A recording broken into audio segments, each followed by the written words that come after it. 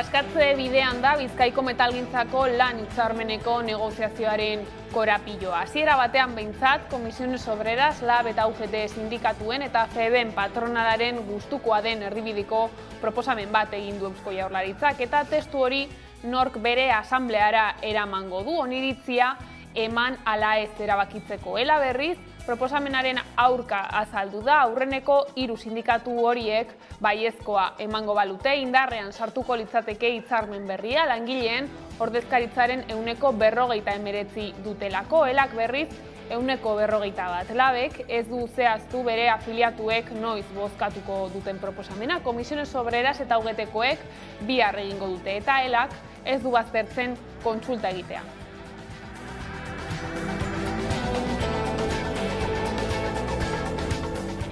Gabon, Euskal Herri osoari eragiten dioten pentsioen erreformak abian daude. Parisko gobernuak proposatutako erreforma gaur iritsi da Frantziako asanbladara eta horren aurka egiteko protestak egiten ari dira. Hegoaldean berriz, pentsio erreformaren bigarren zatia adosteke dute oraindik, eta testuinguru horretan gaurkoan Labek agerraldia egin du ipar zein hego Euskal Herrian etortzear dauden pentsioen erreformen inguruko bere irakurketaren berri emateko. Entzun. Kalera ateratzea tokatzen da, pentsioak defendatzeko kalean egon behar dugu, eta zentzu horretan, datorren otsailaren 8an, Labetik mobilizazio bat antolatuko dugu, Hendaia eta Irun lotuko dituen mobilizazio bat, argi utziaz, herri bat garela, nazio bat garela, erabakitzeko eskubidea dugula eta bertan erabakine dugula gure pentsio sistema zein den, eta era berean murrizketa herri hauen kontrako jarrera argi adieraziz. Mobilizatuko gara, hemen lan, kotizatu, erabaki, pentsioen erreformei ez lelopean.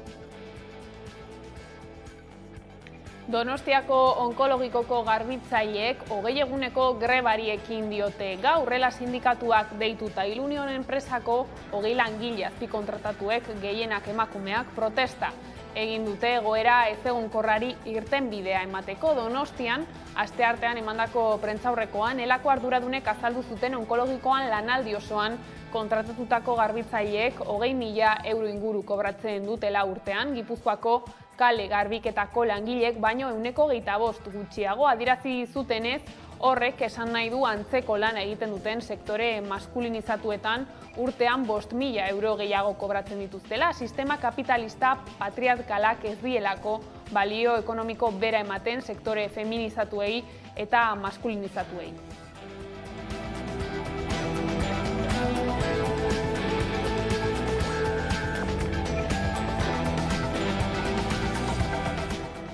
Naznena sortu da berriro, soilik baietz da baietz legearen inguruan. Iazko urrian indarrean sartu zenetik, nahi gabeko ondorio bat ekarri du sexu askatasunaren berme integraleko Espainiako lege organikoak. Dozenaka sexu erasotzaileren zigorrak berraztertu dira eta horietako batzuk murriztu. Espainiako gobernuak kezkatuta dago gaiarekin eta bertako iturriek asteburuan iragarri dute legea aldatu egingo dutela. Hala ere, Berdintasun Ministerioak ez du uste arau aldatzeak arazoa konponduko lukeenik. Uste baitu legearen aplikazioan dagoela akatsa. Erreforma penal batek ez ditu geldiaraziko kondena berrazterketak, zuzenbide iragankorra oker aplikatzearen ondorio baitira. PSOE ordea aurreratu eginda legea aldatzeko proposamen bat aurkeztuko du Espainiako Kongresuan.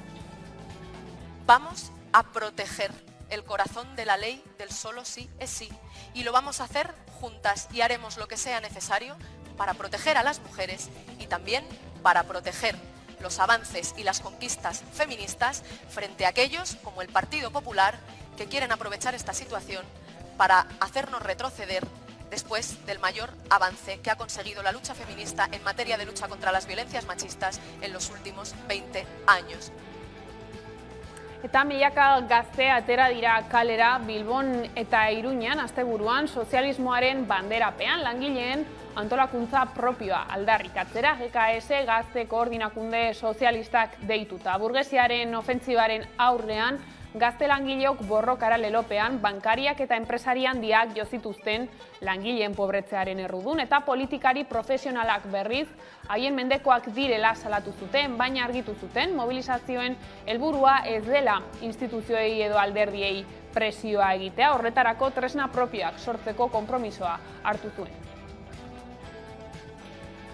Ikusten dugulako krisi egoera honetan burgesiak ofentsiba bat abiarazi duela langile klasearen kontra eta politikari profesionalak ere seinalatzen ditugu honen erantzule bezala.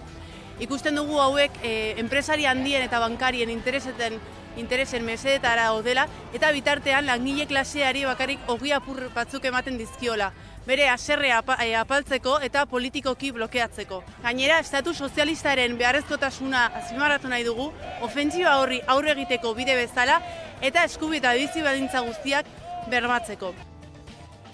Inflazioak 5,8% egin du gora urtarrilean, Espainiako Estatistika Institutuak KPIaren datu aurreratua ematen du hilabete bakoitzaren amaieran eta azken hilabetetako jaitsieraren ostean gora egin dute berriro prezioek, bestalde azpiko KPIa ere 7,5%era igo da. Azken 5 hilabeteetan bera egin du KPIak, baina urteastearekin batera gora egin du berriro. 2021 amaieran eta 2022 hasieran erregaien prezioak asko handitu ziren eta horri aurre egiteko Espainiako gobernuak litroko 20 zentimoko deskontua ezarri zuen abenduaren 31 arte. Ordutik garraiolariek dute bakarrik deskontua eta autoaren depositoa betetzea garestitu izanak eragin du batez ere inflazioa igotzea ineren arabera. Hala ere, elikagaien prezioek behera egin dute azken hilabetean, Espainiako gobernuak oinarrizko elikagaiei beza kendu baitie.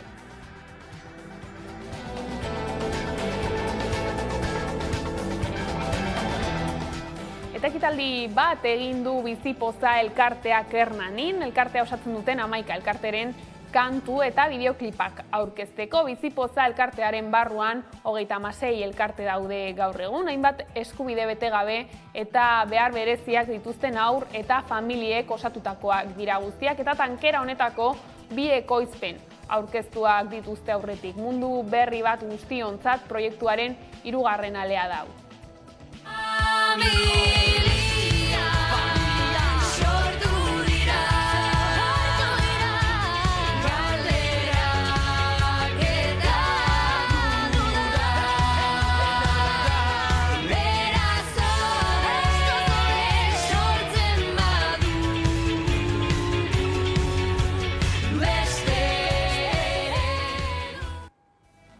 Patricia López Arnaizek bere bigarren feroz saria irabazi du. Ane filmagatik 2021ean emakumezko aktore protagonista onenaren saria jaso zuen eta ez hori bakarrik, Forke sarietan ere jaso zuen saria eta garrantzitsuena emakumezko aktore onenaren saria Goya sarietan. Oraingoan intimitate telesailean egindako lanagatik jaso du izendapen hori. Telesail horrek sexu harremanen bideo baten zabalpena du abiapuntu eta 3 emakume dira istorioaren protagonistak, López Arnaiz, Itziar Ituño eta Emma Suárez.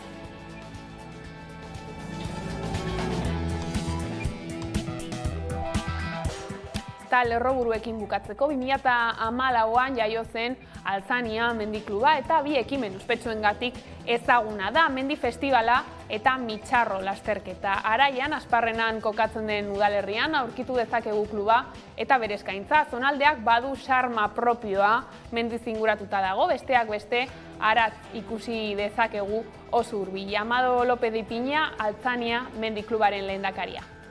Sortu genuen kluba, batez ere eta hemen ez da inoiz egon benetako klub bat eta orduan gauza da, hemengo zonaldea ikusita zenolako baliabide, mendiko baliabideak eta naturalak dituen, zerbait sortzea da. Eta honekin batera baita, dinamizatzea pizka bat ere, herriko bizitza baita. Beti izan dugu hori helburu baita. Hemengo ingurune naturala kanporatzea baita, erakustea jendeari.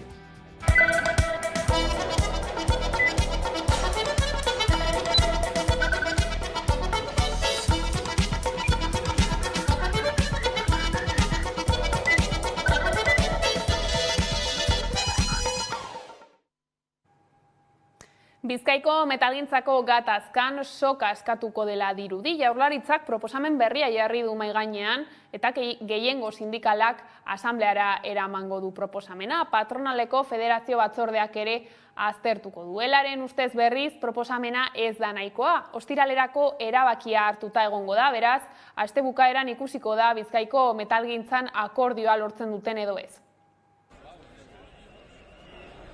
Bizkaiko metalgintzako gatazkan soka askatuko dela dirudi. Jaurlaritzak proposamen berria jarri du mahai gainean eta gehiengo sindikalak asambleara eramango du proposamena. Patronaleko federazio batzordeak ere aztertuko du. Ostiralerako erabakia hartuta egongo da, beraz aste bukaeran ikusiko da Bizkaiko metalgintzan akordioa lortzen duten edo ez. Gehiengo sindikalak adierazi duenez aurrera pausoak daude eskaintzan.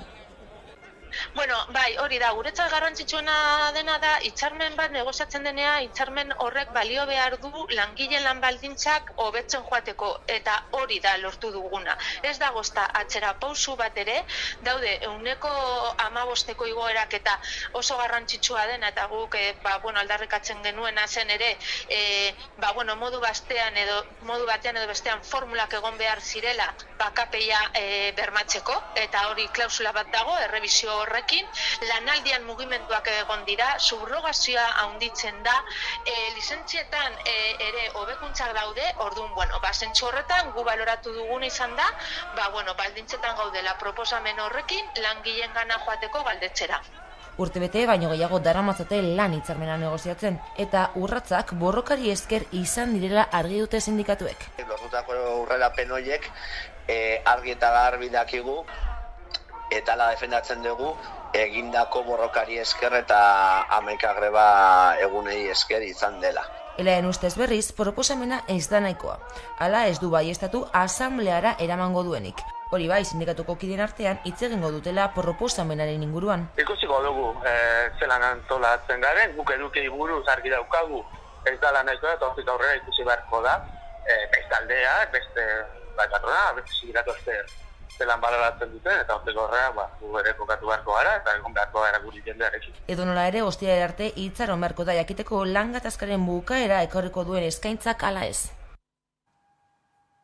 Donostiako onkologikoko garbitzaileek 20 eguneko grebari ekin diote gaur, rela sindikatuak deituta Ilunion enpresako 20 langile azpikontratatuek gehienak emakumeak protesta egin dute egoera ezegonkorrari irtenbidea emateko.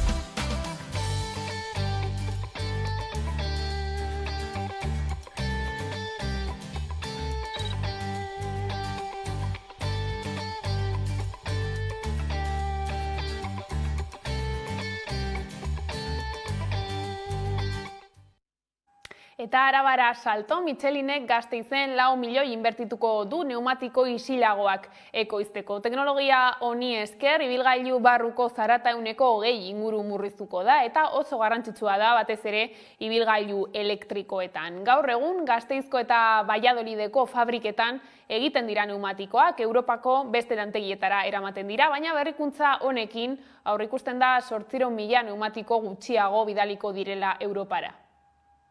Gasteizko Michelin lantegiak instalazio berriak izango ditu enpresak egindako inbertsioari esker, 4 milioi euro hain zuzen ere. Inbertsio horren helburu nagusia da pneumatiko isilagoak ekoiztea, hau da, poliuretanosko apar espezifiko duen pneumatikoa. Horrek zarata murrizten du eta ibilgailuaren konfort akustikoa areagotzen du. Zarata murriztea oso garrantzitsua da batez ere ibilgailu elektrikoetan. Izan ere ibilgailu horietan zarata iturri nagusia pneumatikoen errodaduratik dator, eta ez motorretik. Gaur egun Gasteizko eta Valladolideko fabriketan egiten diren pneumatikoak Europako beste lantegietara eramaten dira. Araban egingo diren instalazio berriekin urtean 800.000 neumatiko gutxiago bidaliko dira Europara, eta horrekin batera garraioak sortutako CO2 isuriak murriztuko dira. Aurreikuspenen arabera 2023an garatuko da eta 2024an hasiko dira neumatiko berriak fabrikatzen. Gainera, 12 lanpostu sortuko dira Arabako hiriburuan.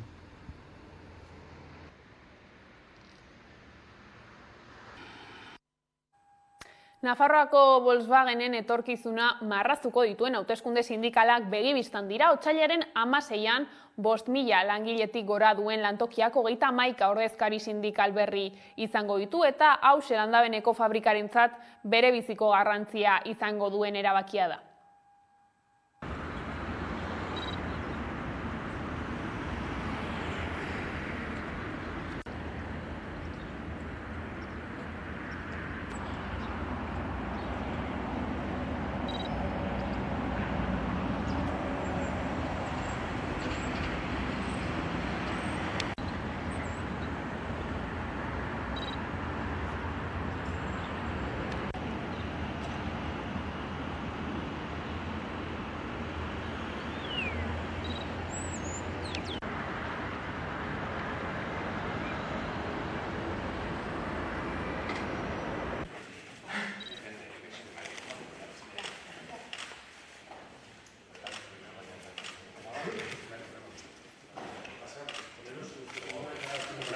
Buenas, ¿qué tal?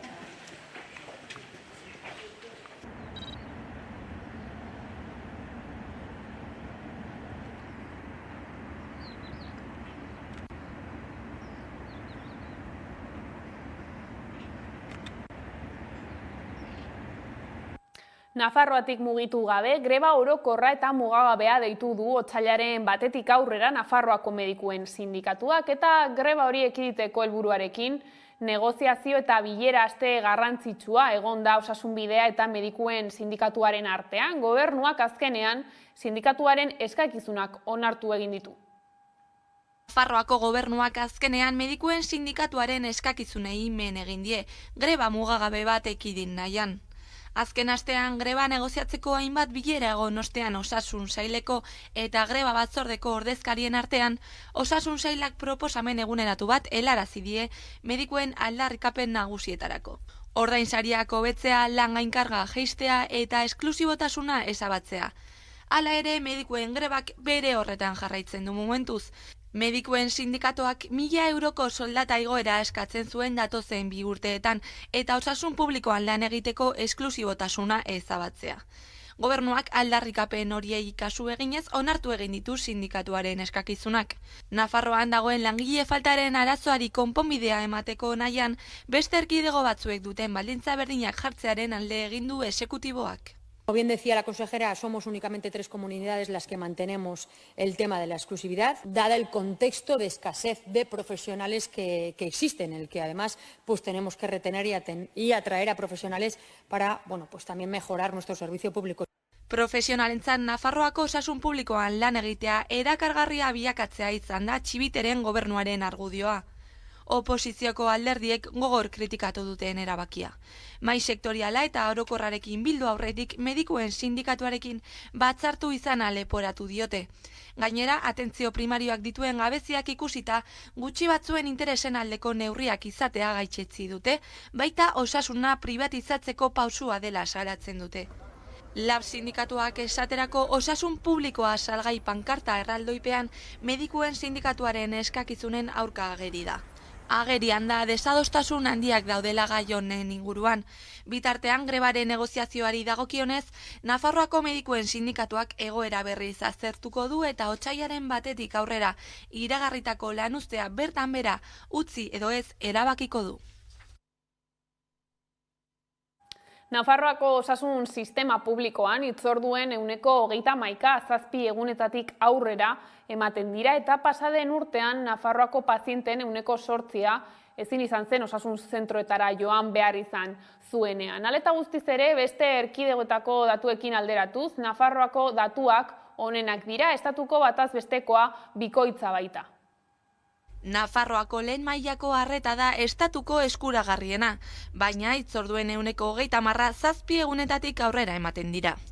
Hala zehazten da Osasun Publikoaren Defentsarako Elkarteen Federazioak lehen mailako arretari buruz egin berri duen azken txostenean.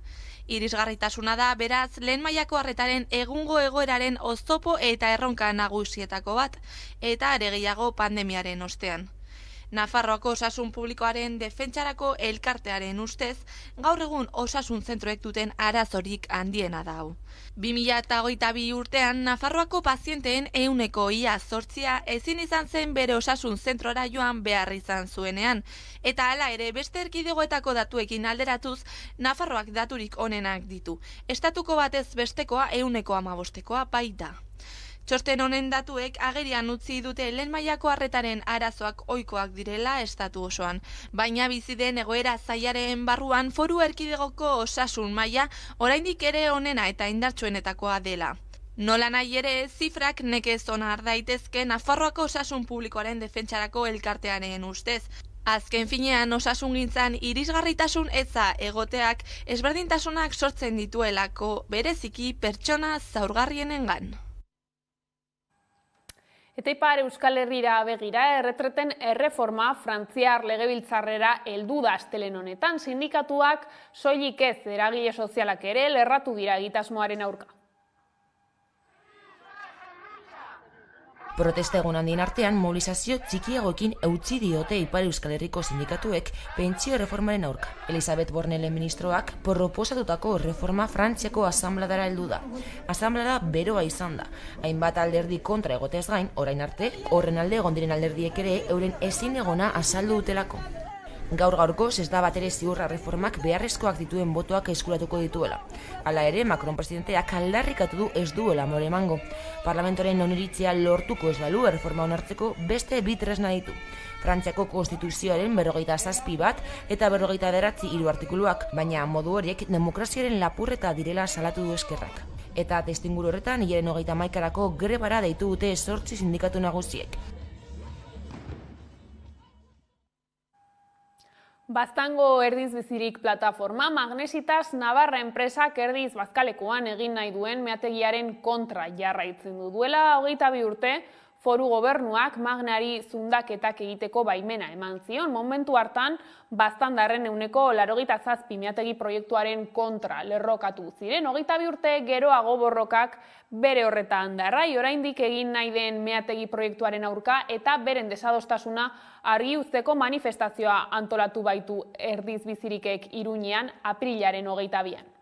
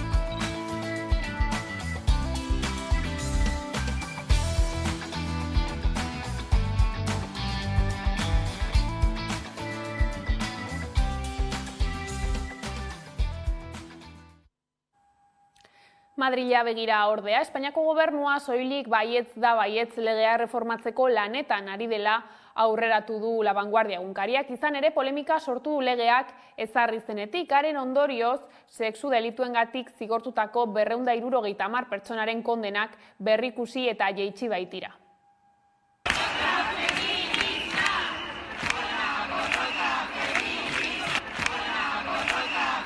Vamos a proteger el corazón de la ley del solo sí es sí. Y lo vamos a hacer juntas y haremos lo que sea necesario para proteger a las mujeres y también para proteger los avances y las conquistas feministas frente a aquellos, como el Partido Popular, que quieren aprovechar esta situación para hacernos retroceder después del mayor avance que ha conseguido la lucha feminista en materia de lucha contra las violencias machistas en los últimos 20 años.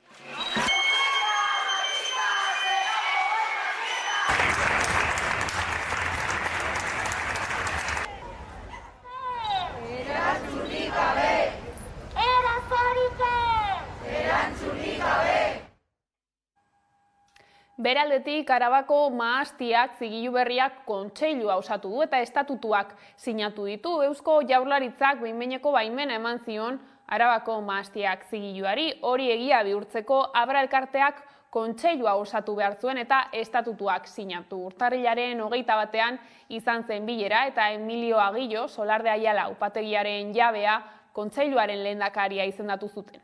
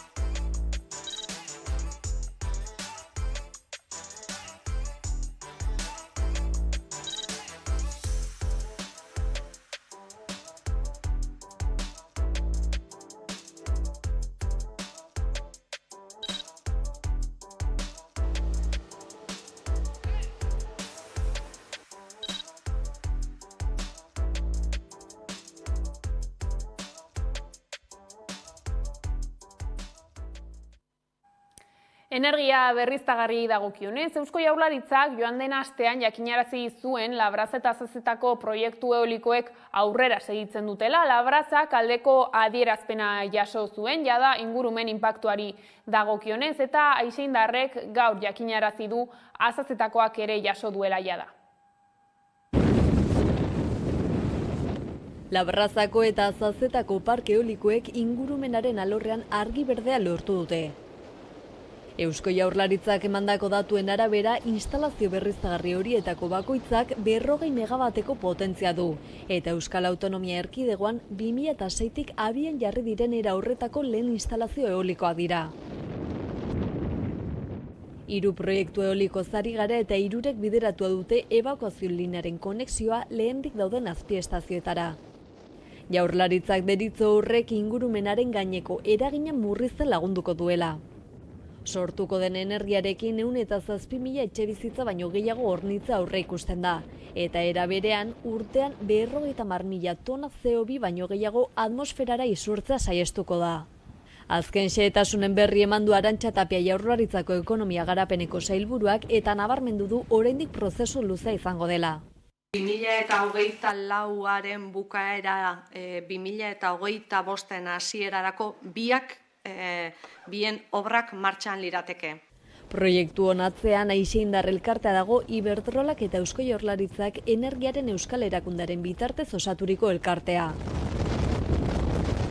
Testuinguru honetan naiz hedabideak jakitera eman du Labrazako eta Azazetako parkeak energia eolikoaren lurralde plan sektoriala oinarri hartuta izapidetzen ari direla. Plan hori Juan Jose Ibarretxeren lehen agintaldian egin zen 2002an, Josu Jon Imazekin industria, merkataritza eta turismo sailaren buruzela. Berak onartu zuen orduan ere, Araban, Bizkaian eta Gipuzkoan parke eolikoak ezartzeak eragin handia izan dezakela lurraldean, eta eragin nabarmena izan dezakela ingurune naturalean eta horiek kokatzen diren lekuaren ingurunean. Dokumentuaren arabera parke eolikoak hirietatik urrun jarri behar dira, edertasun handiko edo eduki kulturaleko espazioetatik kanpo eta parke bat instalatzea errentagarri egiten duten espazioen artean alternatiben azterketa zorrotzen bidez zaien kokalekoak hautatuz.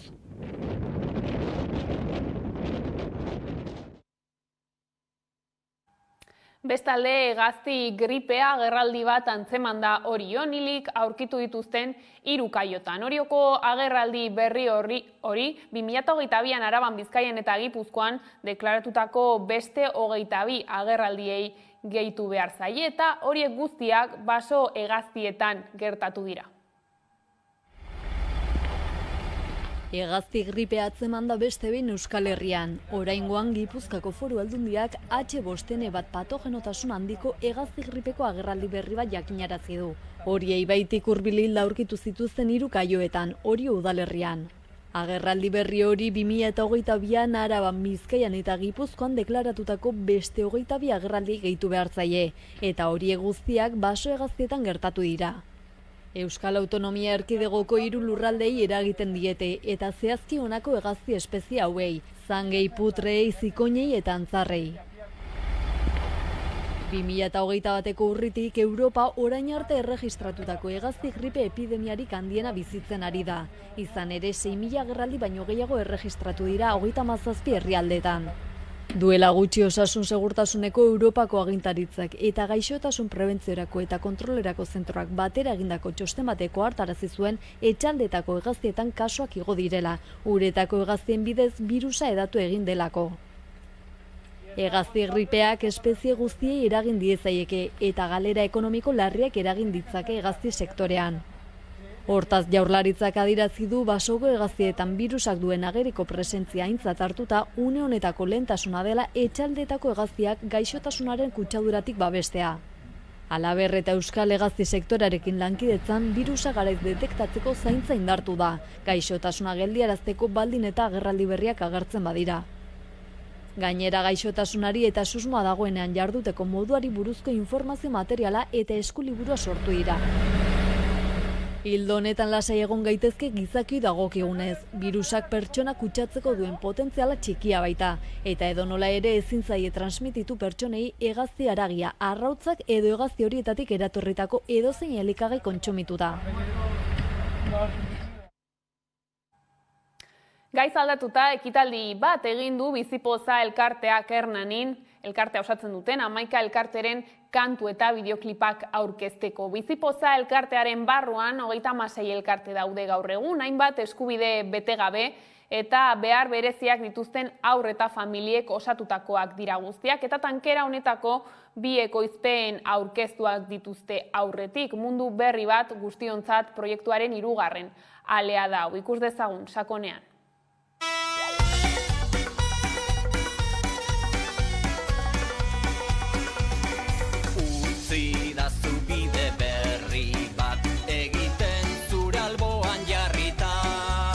Bizipoza elkartea bea da gaur egun 35 elkartez osatutako elkarte bat. Elkarte guztiak dira, izaera bereziko gaiak lantzen dituztenak eta oraindik ere bete gabeko eskubideak ere badituzten elkarteak eta haur eta familiek osatutakoak. Denok elkartuta gaude, dugu elkarrekin guztiontzat beharko luken herri inklusibo bat eraikitzen ari gehala euskeratikan eta euskarak.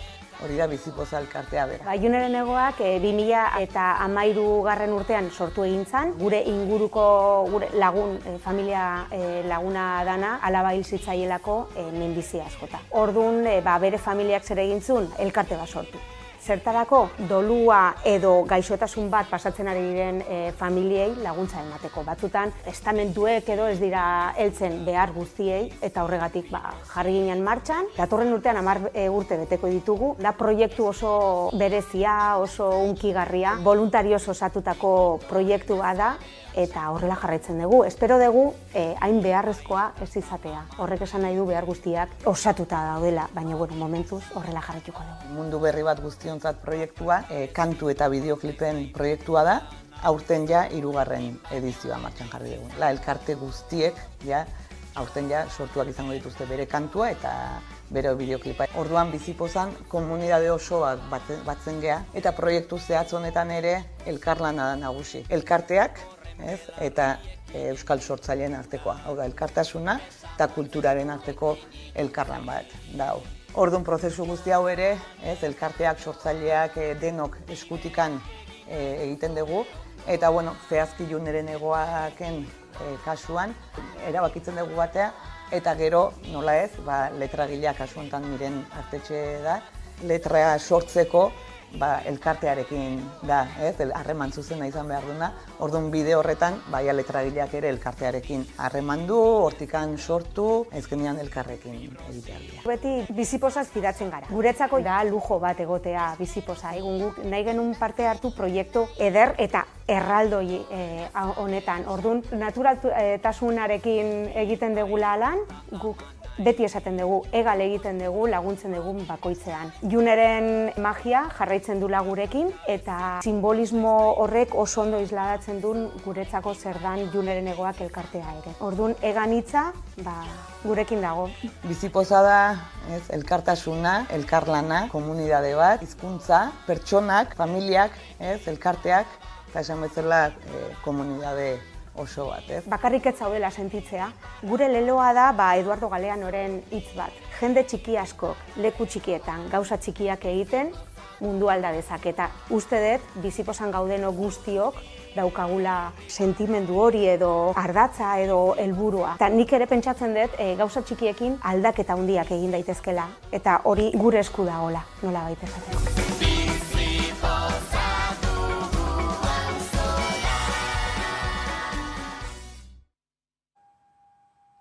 Eta otsailaren 11an emakume zientzialarien eguna ospatzen da. Otsailaren 8tik 17 bitarteko astean egingo dira emakumeak zientzian 2023 ekimenaren jarduerak. 50 ekintza eta sorpresa baino gehiagoko programa zabala diseinatu dute eta hainbat zentro berri gehitu direnez proiektura eraskotako ikerketa eremuak jorratuko dira. Zientzia bada nesken kontua mezua ahalik eta pertsona gehienei helarazteko. Gainera edizionetan Bizkaiko erakundeen parte hartzeari esker eremu geografikoa zabaldu da eta ekintzak Gipuzkoan eta Bizkaian egingo dira, hiriburuetan batez ere. Ekimena sakonago ezagutzeko pantailaren bestaldean Idoia Mujika daukagu, materialen fisika zentroko komunikazio arduraduna eta emakumeak zientzianeko koordinazioko kidea. Gabon, Idoia.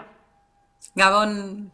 Esan dugu, jada, 50 jarduera baino gehiago prestatu dituzue, zeintzuk azpimarratuko zenituzke?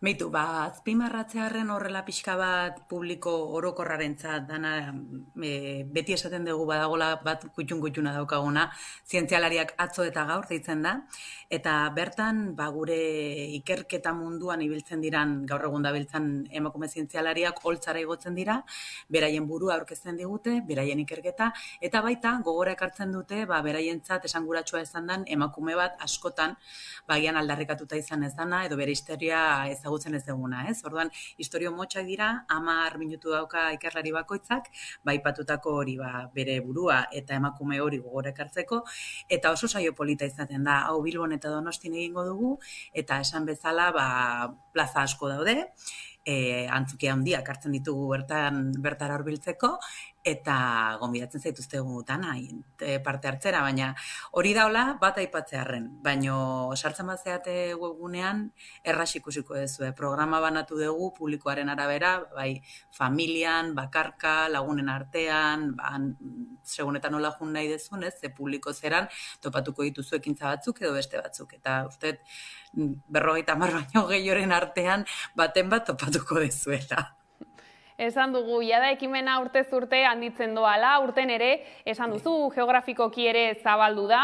Nolako bilakaera izan du azkenengo urteetan ekimenak?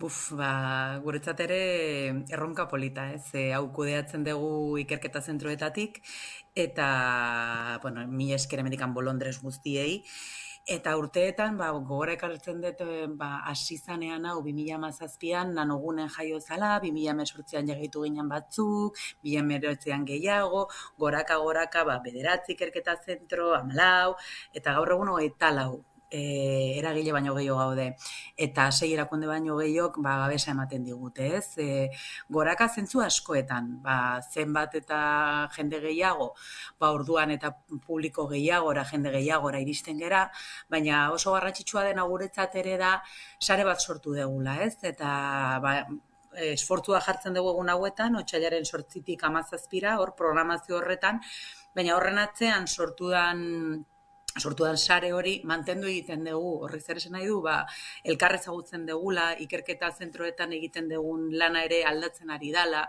bai gure berdintasun planetan, gure zientzia ulertzeko moduan, orduan guretzako zentzu askoetan oso aberasgarria, ez bakarrekan zenbakietan, 5.000 lagune baino gehiago hartu zuten parte joan den urtean, aurten espero dugu hori oraindik gehiago izatea, egun horietan, baina esan dizuedana, geroz eta sare potenteago egiten ari gera, eta elkar ezagutzen dugu gure burua, ez? Zeintzu gauden honen atzean.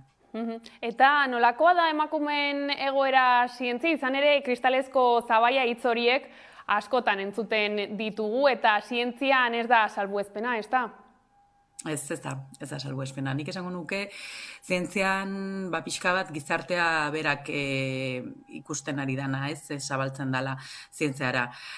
Azken finean kristaleko sabaia hor dago, orduan zuk hartzen duzu orokorrean emakumeen perfila, zientzialari baten perfila, eta hasieran hori asko aldatzen da gaina, segun ze zientzia arloan ari zeran, zientzia biosanitarioak edo zaintzarekin lotuta dauden zientzietan beti daude emakume gehiago hasieratik eta bukaeraraino nolabait goiko postuetan, karguetan, baina segun eta zein esparrutan, fisika batean adibidez guztiz desagertzen dira gora egin ala, eta hasieratik ja arazo badugu bokazioetan, horregatik gure helburuetako bat bai da estereotipo horiek apurtzea, igual ez dirudia hain evidentea, ez, baina oraindikan fisika hitza, ingenieri hitza, matematika bera, hitz horiek emakume askoi gazteei buruzari naiz atzera egiten diete, eta teknikoak diran karrera horiek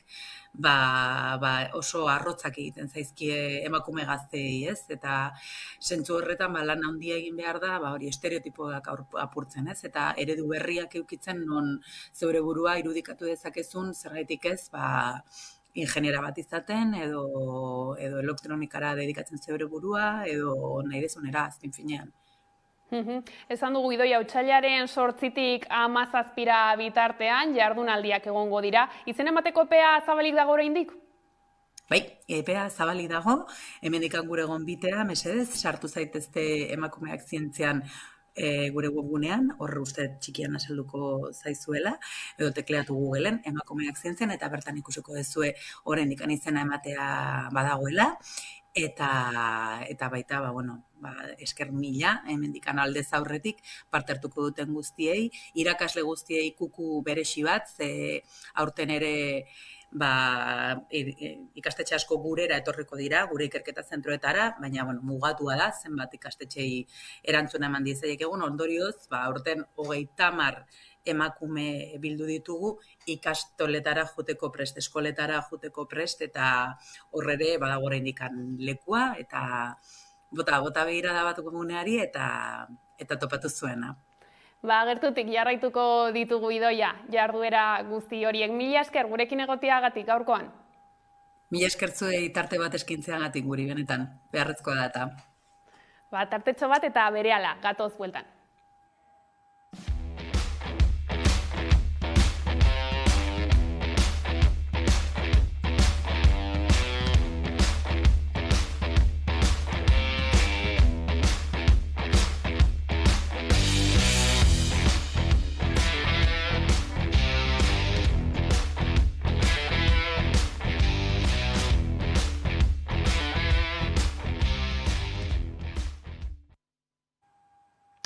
Bueltan gara gaueko albistegian eta Zaldibarri buruz hitz egin behar dugu. Izan ere, Zaldibar Argitu plataformak ekitaldi bat antolatu du otsailaren 5ean Eitzagan. Otsailaren 6an, 3 urtebeteko baitira, Zaldibarko zabortegia amildu zenetik. Urteurrenaren bezperan ekitaldi antolatu du Zaldibar Argitu plataformak eta Eitzagan elkartuko dira eguerdiko 12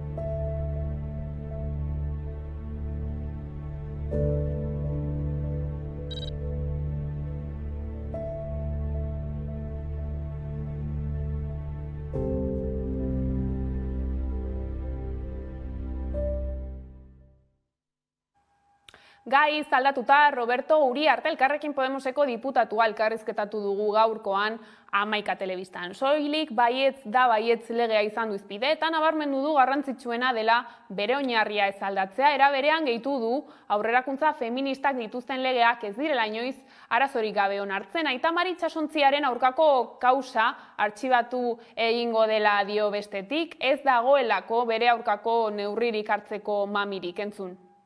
Honetaz, esan nahi duguna da lasai hartzeko gauzak, eurak oso lasai daude Inigo Mijangos eta Aita Mariko jendea, badakite hor badauela zabalik zerbait, prozedura bat, bere momentuan Italiako gobernuak eta badakigu nola funtzionatzen duen Italiako gobernuak arlo honetan, nolabait salaketa batzuk egin zituelako eta zabaldu egin zen prozedura bat eta prozedura horrek aurrera jarraitzen du. Baina guk ziurtasun osoa daukagu ez bakarrik guk, baizik Aita Marikoek argi eta garbi daukat seguritate neurri guztiak dituztela eta askotan eskatu zaizkie eta askotan frogatu dituzte eta noski espedientea honek jarraitzen du, baina guretzat argi dago artxibatu egin behar dela eta artxibatu egingo dela zen ez dago mamirik neurriak hartzeko Aita Mariren kontra.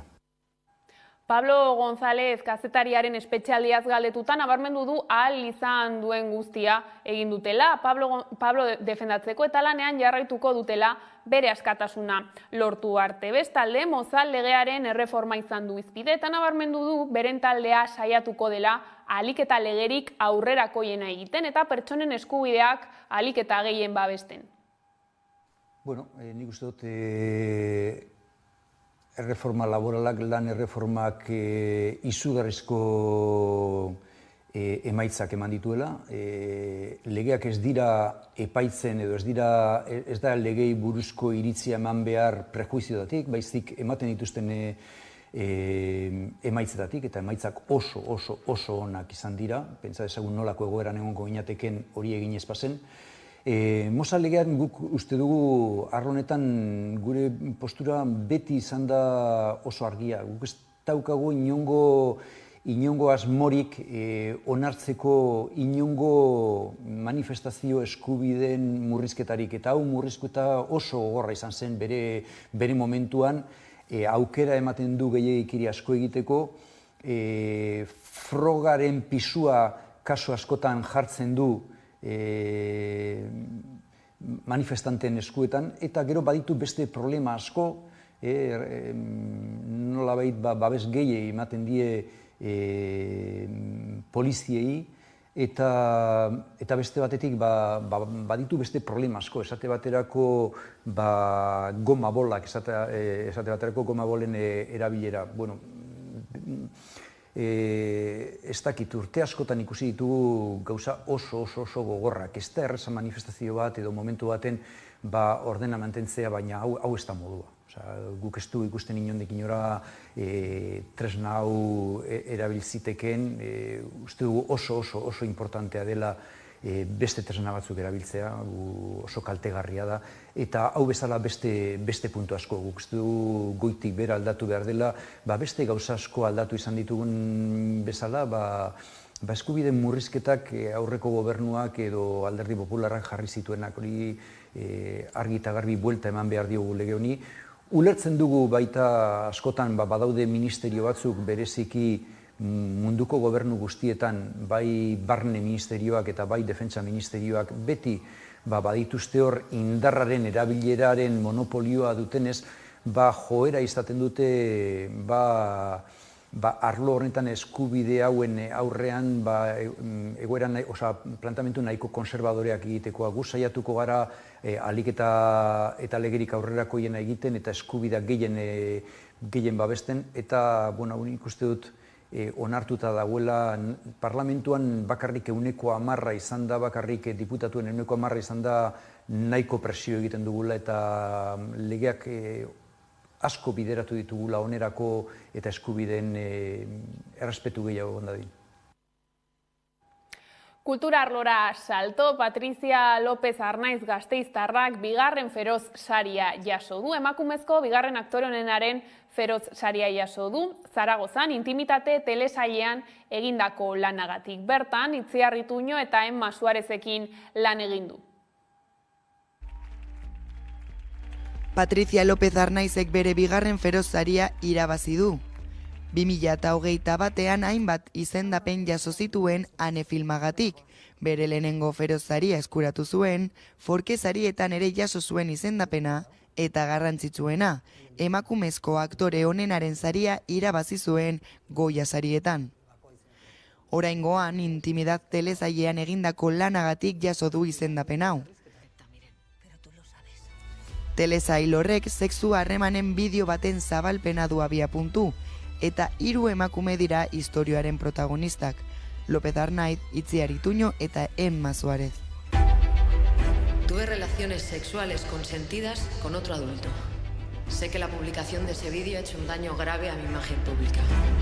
Ayúdame. A mi hermana le pasó lo mismo que a usted. ¿Lo denunció? Se suicidó. Feroz sariak estatuko zinema prentzak ematen dituen sariak dira. Aktore gasteiztarrak adierazi duenez, ez zuen espero lan horrengatik saririk jasotzea. Izan ere, azpimarratu du, asko sufritu zuela pertsonaiaren istorioa unkitu duelako. Hala ere, esperientzia zoragarria izan dela baieztatzen du. Bueno, me hace mucha ilusión porque es un personaje que no me esperaba que por un personaje pudiera haber por este personaje me encanta que os haya llamado la atención. Es un personaje que me ha hecho sufrir, pero para mí ha sido maravilloso el rodaje.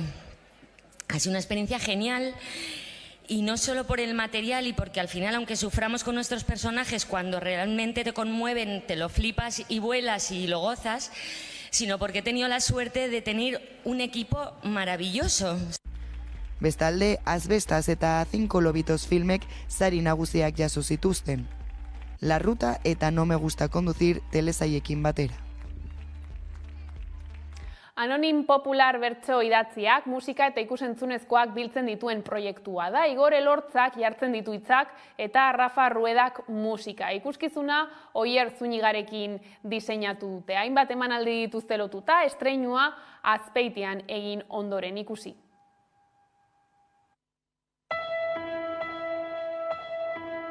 Jaio orduko gu bat nintzen ni jadanik, ezten herri bateko aurra izanik, zauri bat jaso nuen zarragoen gandik, zilborrean orbaina hor daukat oraindik. Anonim Popular garaiari eta giroari jarritako ikusentzunezko bertso berriak dira.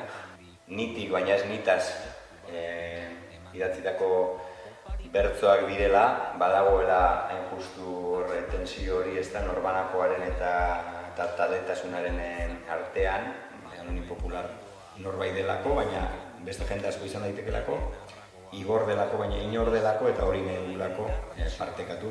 Bederatzi pieza dira, hori, nahiko giro ezberdinetakoak. Gure asmoa da nolabiteko bidai bat proposatzea publikoari, non ezten bakarrik bederatzi kantuen segida bat emanen, baizik eta tartean pieza bakoitzak eta bertsoaldi bakoitzak edo bertso sorta bakoitzak eskatzen duen giroa edo nahia edo ideia transmititzen saiatu. Zail zen irudikatzen gure buruan. Eta kiroletan abiatu da emakume Master Cup txapelketa. Murgian izan du hasiera emakume Master Cup txapelketaren 7. edizioa. 75 pilotarik hartuko dute parte txapelketan eta finalerdiak Laudion jokatuko dira martxoaren 12an.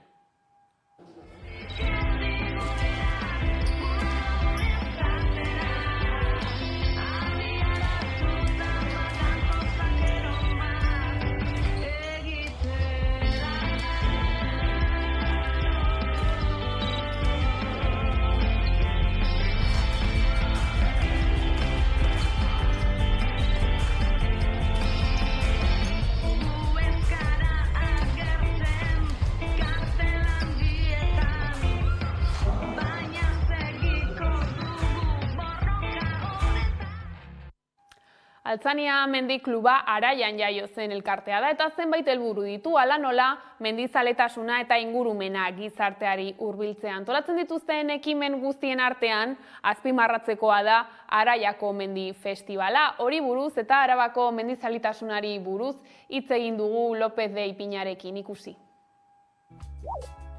2014an jaio zen Altzania Mendi Kluba eta bi ekimen ospetsuengatik ezaguna da. Mendi Festivala eta Mitzarro lasterketa.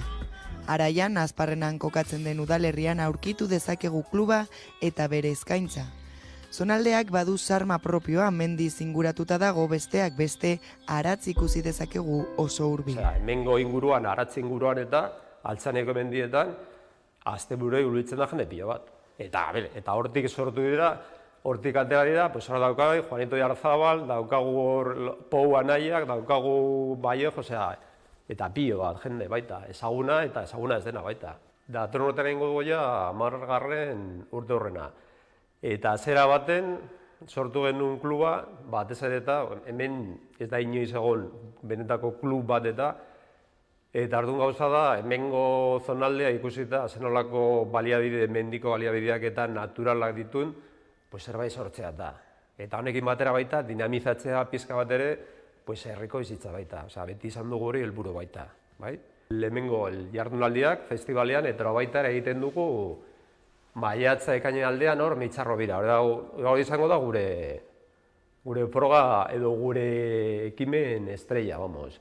Da mendiko lasterketa baita ere antolatzen dugu horrekin batera martxa. Aipatu dugunez, Mendi Festivala oso ezaguna den ekimena da, izan ere 11. edizioa antolatu dute aurten. Hasiera batean, 2012an, ez zuen Altzania klubak antolatu. Eta lehenengo bi edizioak udalerriko bi lagunek antolatu zituzten, Ángel Gordo Barbado eta Álvaro González de Alaiza. González de Alaiza zendu zen eta 2021etik aurrera festivalean omenaldia egiten diote. Gu beti dena izaiatu gara, modalitate desberdinak.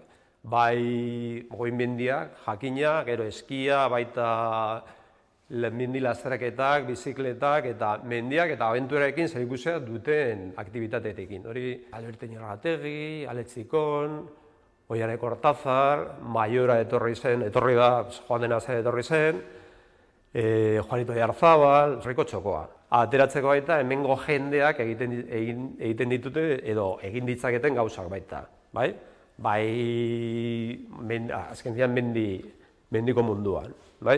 Hortik aurrera urtero beti ateratzen da zerbait. Ez bakarrik ezaguna dira, ez bakarrik ospetxo dira, baizik eta azkenean nolako festival baten ere jendea bilatzen duena da atzaldea ondo pasatzea. Patagoniara bertaratu direnentzako laguntza ekonomikoa eskatu dute Bilbaoren eta Agirreren senide eta lagunek. Hilaren 19an Patagoniako Fitzroy mendian izandako elur jausi batek Iker Bilbao eta Amaia Agirre harrapatu zituen, biak bizia galdu zuten eta ezin izan zituzten gorpuak erreskatatu.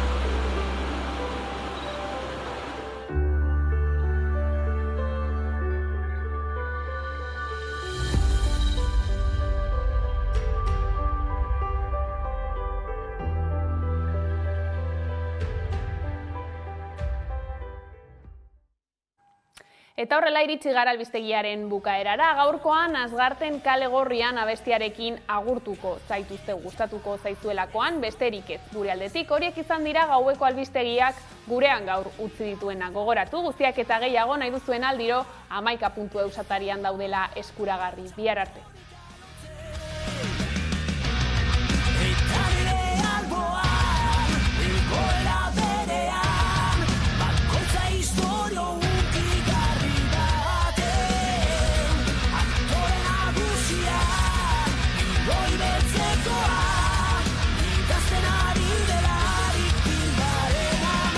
Bizi